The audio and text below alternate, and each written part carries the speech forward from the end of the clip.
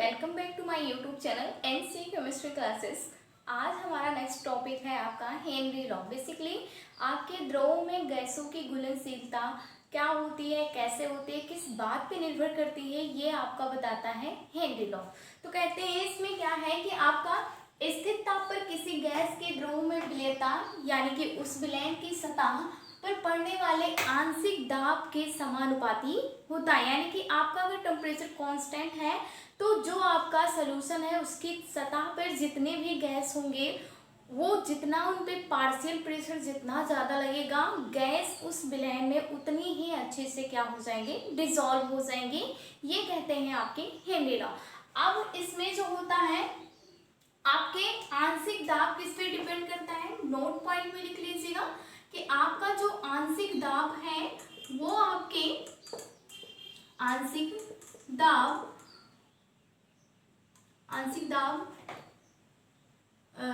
केवल निर्भर करता है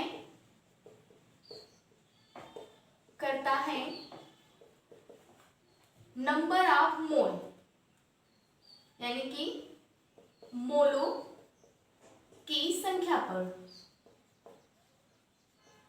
यानी कि आपका आंशिक दाब उतना ज्यादा होगा जितना ज्यादा उसमें नंबर ऑफ मोल होंगे उतना ही ज्यादा उसमें आंशिक दाब होगा। फॉर एग्जांपल समझिए आपका कोई तालाब है, ठीक है। अब इस तालाब में क्या है कि आपके वाटर है, अब यहाँ पे वाटर है तो जो आपके एयर है वो एयर यहाँ से गुजर के जा रही है, इसकी सतह से होके जा रही है। तो यानी कि इस सतह पे जितना आपका पानी टकराएगा इस एयर से उतना ज़्यादा जितना ज़्यादा इसमें पार्शियल प्रेशर होगा, absorption of gas in liquid उतना ही ज़्यादा होगा। यानी कि जितना ज़्यादा सरफेस एरिया होगा उस पर आपका पार्शियल प्रेशर जितना ज़्यादा होगा, एब्जॉर्बेशन ऑफ गैस उतनी ही ज़्यादा होगी, ठीक है। तो इसमें क्या है आपका जो आपका फॉर्मूला निकल के आता है वो होता है आपका P इक्वल टू जो होता है P इक्वल टू आपका X, यानी कि X क्या है, मोल फ्रैक्शन है। X क्या है, मोल या मोलों की संख्या की संख्या जिसे हम आंशिक दाब कहते हैं।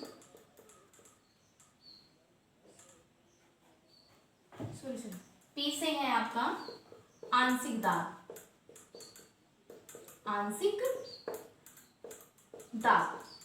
ठीक है।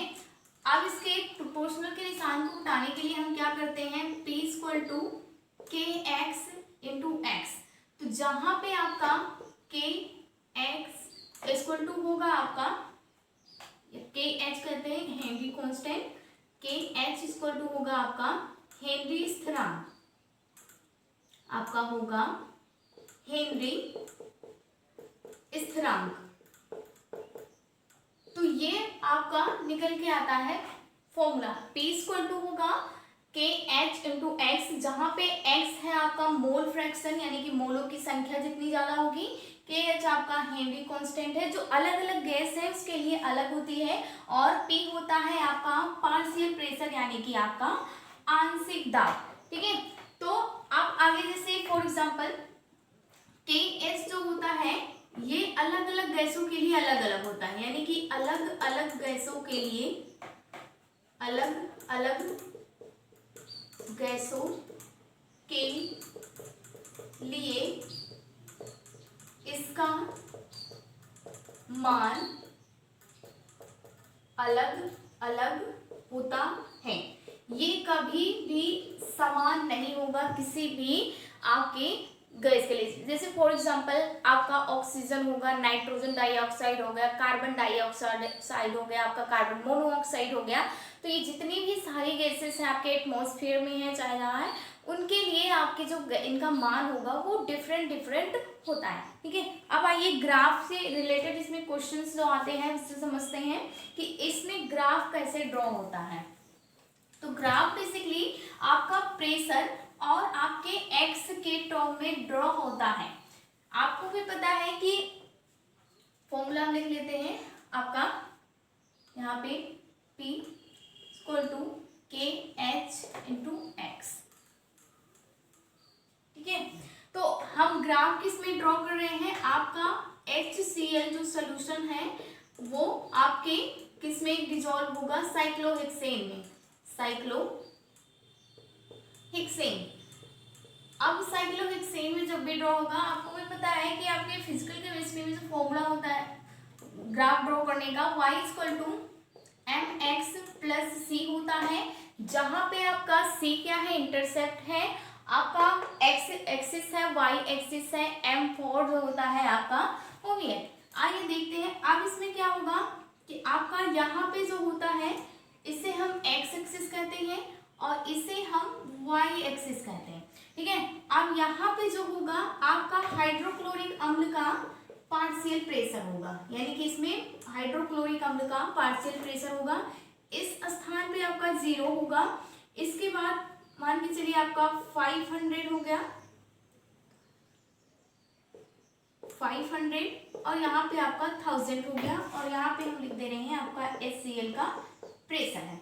अब यहाँ पे जो होगा वो आपका मोल फ्रैक्शन होगा, यानी कि x का मान जो होगा इधर जाने पे वो बढ़ेगा। जैसे यहाँ पे मान लीजिए 0.01 हो गया है और 0.020 हो गया है। ठीक है, अब इसमें क्या होता है कि जैसे जैसे ये ग्राफ ऊपर की तरफ जाता है, पहले स्टार्टिंग में 0 के बराबर लगभग होता है, फिर इसके बाद ये ग्राफ क्या होता है, इंक्रीजिंग होता है। ये होता है आपका स्लोप होता है और जो यहाँ पे शेष बचता है वो इंटरसेप्ट होता है, और यहाँ पे इंटरसेप्ट क्या है आपका 0 है। ठीक है, यहाँ पे कोई भी इंटरसेप्ट नहीं है, तो ये क्या बताता है आपका हेनरी कांस्टेंट, और ये आपका प्रेशर है और ये क्या है आपका मोल फ्रैक्शन। बेसिकली देखिए जितना ज्यादा हम ऊपर जा रहे हैं पार्शियल प्रेशर इंक्रीज हो रहा है और इधर जितना जा रहे हैं यहाँ पे number of mole fraction increase हो रहा है, यानी कि आपका क्या है हेनरी कांस्टेंट जो है वो भी बढ़ रहा है। अगर मान लीजिए हमने 500 पे गए तो 500 प्रेशर पे जो होगा, अब यहाँ पे जो होगा मोल फ्रैक्शन वो 0.01 से कुछ तो बड़ा है, 0.02 हो गया होगा, 0.12 के करीब में होगा। अगर मान लीजिए आप 1000 के करीब में जाते हैं तो आपका पार्शियल प्रेशर यहाँ पे भी क्या होगा, ज्यादा है रह रहा है और आपका मोल फ्रैक्शन क्या हो रहा है, बढ़ रहा है, इसीलिए हेनरी कांस्टेंट भी बढ़ते ही जा रहा है। अब जो होता है मेन इंपॉर्टेंट होता है कि सॉल्बिलिटी, यानी कि विलेयता जो होगी आपकी, विलेयता जो होगी वो इनवर्सली प्रोपोर्शनल होती है आपके हेनरी कांस्टेंट की। ठीक है, यानी कि सॉल्बिलिटी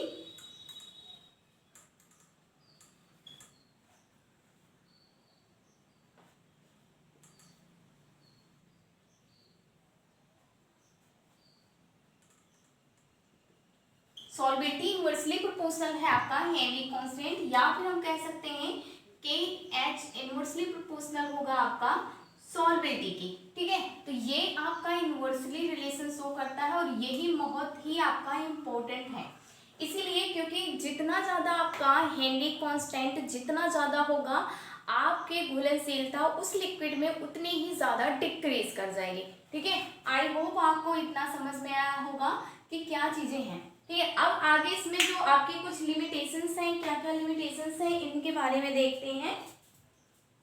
आपकी लिमिटेशंस इसमें 3 मेन पॉइंट हैं कि 3 मेन पॉइंट में आपका वो अगर होगा तभी वहां पे हेनरी लॉ एप्लीकेबल होगा, अगर नहीं होगा तो वहां पे हेनरी लॉ एप्लीकेबल नहीं होगा। तो लिमिटेशंस में क्या है आपका नंबर 1 है, आपका लिमिटेशंस में नंबर 1 पॉइंट है कि आपका जो सोल्यूशन होगा उसका प्रेशर ज्यादा नहीं होना चाहिए, कि प्रेशर जो होगा यानी कि दाब बहुत अधिक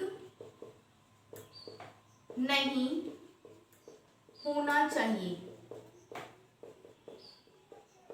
ठीक है, यानी कि प्रेशर नॉट टू हाई। और सेकेंड पॉइंट है कि ताप बहुत कम नहीं होना चाहिए, यानी कि temperature not too low. Third point है आपका कि सॉल्यूशन यानी कि विलयन किसी भी प्रकार का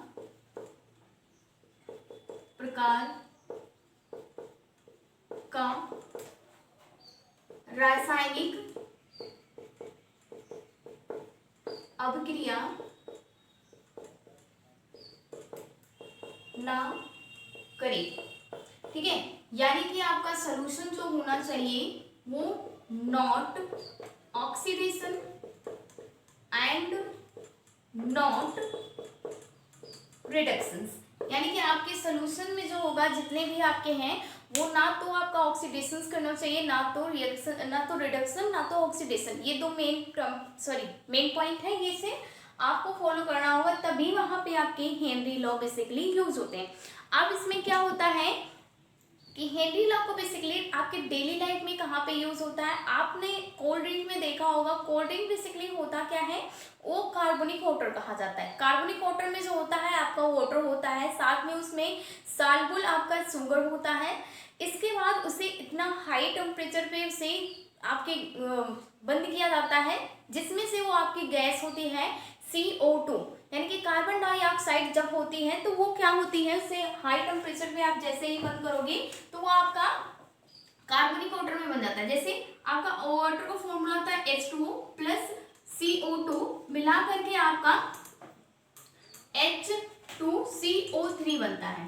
ठीक है, अब ये क्या होता है कि जितना ज्यादा आपका कार्बन डाइऑक्साइड होगा उतनी ही ज्यादा उसमें एसिडिटी टर्म्स इंक्रीज होगी। अब ये एसिडिटी टर्म्स में इसीलिए इंक्रीज कर ताकि आपका वाटर जो होगा, यानी कि आपका जो शुगर वाटर है उसमें अच्छे से कार्बन डाइऑक्साइड डिजॉल्व हो सके। दूसरा कहाँ पे यूज होता है कि आपका जो स्क्रू ड्राइवर यानी कि समुद्र के अंदर जाने वाले जितने भी यात्री होते हैं उन्हें क्या दिया जाता है, आपका एक ऑक्सीजन सिलेंडर मास्क। अब उस ऑक्सीजन सिलेंडर मास में जो होता है नाइट्रोजन जो होता है वो 78% से घटा करके आपका 58% के करीब में रखा जाता है। रीजंस क्या होते हैं, क्योंकि उस गैस में प्योर ऑक्सीजन होता नहीं, वो भी एटमॉस्फेरिक गैस होती है, जिसमें से आपका हीलियम जो होता है वो 11.5 के समथिंग उसमें मिलाया जाता है, ताकि उस गैस यानी कि उसमें जो आपका लिक्विड है उसे डाइल्यूट किया जा सके, जिसकी वजह से नाइट्रोजन अगर ज़्यादा होगा तो हमारे ब्लड में जो होगा बहुत ही ज़्यादा उसमें डिजॉल्व हो जाएगा। क्योंकि जैसे ही समुद्र के नीचे जाएंगे वहाँ पे पार्शियल प्रेशर यानी कि प्रेशर उसमें इंक्रीज होता है और टेम्परेचर डिक्रीज होता है, जिसकी वजह से हमारे ब्लड में जो ऑक्सीजन है वो उसकी जगह बाइंड ना होके आपका नाइट्रोजन बाइंड करने लगता है, कौन, आयरन। अब ये आयरन जैसे ही उसमें बाइंडिंग अच्छे से कर लेगा, फिर जैसे हम ऊपर आते हैं तो वहाँ पे टेम्परेचर बढ़ जाता है और आपका जो होगा प्रेशर वो घट जाता है। अब जैसे ये घटेगा, ऑक्सीजन की डिजॉल्व होने की कैपेसिटी बहुत ज़्यादा होती है, जिसकी वजह से नाइट्रोजन जो आपके ब्लड में डिजॉल्व होते हैं वो आपके बुलबुले के जैसे होते हैं, वो आपके बाहर निकलने लगते हैं। अब जैसे ही वो बाहर निकलने लगेंगे तो आपको बहुत ज़्यादा पेन या बहुत ज़्यादा खतरा होता है, जिसकी वजह से जितने भी स्क्रू ड्राइवर्स होते हैं उन्हें नाइट्रोजन की जगह उसमें से आपका 11.5% हीलियम डाइल्यूट करके दिया जाता है। दूसरा एक मेन पॉइंट होता है कि आपका जितने भी हैं आपके एक्वेटिक एनिमल जितने भी होते हैं, एक्वेटिक एनिमल में इनमें क्या होता है कि आपके एक्वेटिक एनिमल में जितने भी हैं उसमें H2 होते हैं और H2 में आपको पता है ऑक्सीजन डिजॉल्व होता है। अब इसमें क्या है कि आपका KH जो होगा ये आपका एक्सेप्शन है, इनमें क्या होता है टेम्परेचर इंक्रीज करने पे आपका जो होगा N2 के लिए और O2 के लिए ये सॉल्युबिलिटी जो होती है वो डिक्रीज कर जाती है। ठीक है, रीजंस क्या होते हैं कि आपके जितने भी एक्वेटिक एनिमल होते हैं, आपके अगर टेम्परेचर कम है यानी कि टेम्परेचर कम है तो O2 की जो होती है घुलनशीलता वो इंक्रीज कर जाती है। लेकिन जैसे ही टेम्परेचर बढ़ेगा और आपका O2 का मान घुलनशीलता में आपका क्या हो जाएगा, डिक्रीज कर जाएगा। क्या करेगा, डिक्रीज कर जाएगा और आपका KH का मान इंक्रीज कर जाएगा। रीजंस इसके बीच में क्या होता है कि जितने भी एक्वेटिक एनिमल होते हैं उसमें ऑक्सीजन डिजॉल्व होते हैं, और ऑक्सीजन जितने भी आपके पानी की सतह है उसमें एक कैविटी होती है, उस कैविटी में जो होता है ऑक्सीजन जाके बैठता है। फॉर एग्जाम्पल मैं आपको समझाने की कोशिश कर सकती हूँ कि मान लीजिए आपके आसपास आपने तालाब देखा होगा। अब तालाब जो होता है वो कुछ इस तरीके से बड़ा सा होता है जिसका सरफेस एरिया काफी ज्यादा होता है। अब जब सरफेस एरिया काफी ज्यादा होता है तो वहां पे आपको पता है H2O का फॉर्मूला ये है, तो इसमें आपका हाइड्रोजन बॉन्डिंग होता है। क्या होता है, हाइड्रोजन बॉन्डिंग होता है, जिसकी वजह से वाटर आपका लिक्विड स्टेट में होता है। तो इसका जो स्ट्रक्चर कुछ इस तरीके से बनता है, ऑक्सीजन हाइड्रोजन, इसके पास दो अनपेयर्ड इलेक्ट्रॉन होते हैं, यानी कि अयुग्मित इलेक्ट्रॉन्स होते हैं। तो ये हाइड्रोजन और ऑक्सीजन, ये हाइड्रोजन, फिर से इसके पास आपके दो लोन पेयर यानी कि अयुग्मित इलेक्ट्रॉन्स होंगे। इसी तरीके से आपके बहुत सारे मॉलिक्यूल होंगे जो तालाब के अंदर यानी कि वाटर प्रेजेंट होते हैं। तो अब इसमें क्या होगा आपका कि यहाँ पे एक हाइड्रोजन बॉन्डिंग होती है, यानी कि लोन पेयर होगा और हाइड्रोजन के बंध जो होगा उनके बीच एक पार्शियल सिंगल बॉन्ड बनता है, not completely single bond, only partial single bond. क्योंकि कंप्लीटली होता तो कुछ इस तरीके से होता है, यानी कि ना तो वो पूरा है और ना तो एकदम हाफ है, मतलब थोड़ा सा है, जिसकी वजह से ये हाइड्रोजन बॉन्डिंग यही होती है। अब ये हाइड्रोजन बॉन्डिंग जो है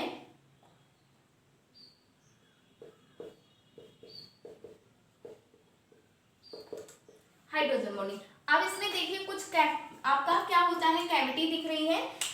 तो ये कैविटी जैसे ही आपके एटमॉस्फेयर के पास आती है ऑक्सीजन, मान लीजिए यहाँ पे ऑक्सीजन है, यहाँ से जा रही है, ऑक्सीजन है यहाँ से जा रही है, तो ऑक्सीजन जितना ज्यादा प्रेशर होता है ऑक्सीजन जो होगा यहाँ पे आपकी कैविटी में हो जाती है, फिट हो जाती है। लेकिन जैसे ही आप टेम्परेचर इंक्रीज करते हो तो ये कैविटी जो होती है ऑक्सीजन आपस में वाइब्रेट करने लगेंगे, और जैसे ही ऑक्सीजन आपस में वाइब्रेट करने लगेंगे तो इनकी जो स्टेबिलिटी है वो डिक्रीज कर जाती है, और जिसकी वजह से ये वापस से एटमॉस्फेयर में चले जाते हैं, यानी कि वापस से गैस फॉर्म में चले जाते हैं। तो बेसिकली ये रीजंस होते हैं आपके हेनरी लॉ। आई होप आपको ये वीडियो पसंद आई हो। प्लीज़ वीडियो को लाइक शेयर एंड सब्सक्राइब करें। कमेंट सेक्शन में ज़रूर बताइएगा कि आपको वीडियो कैसे लगे। Thank you so much.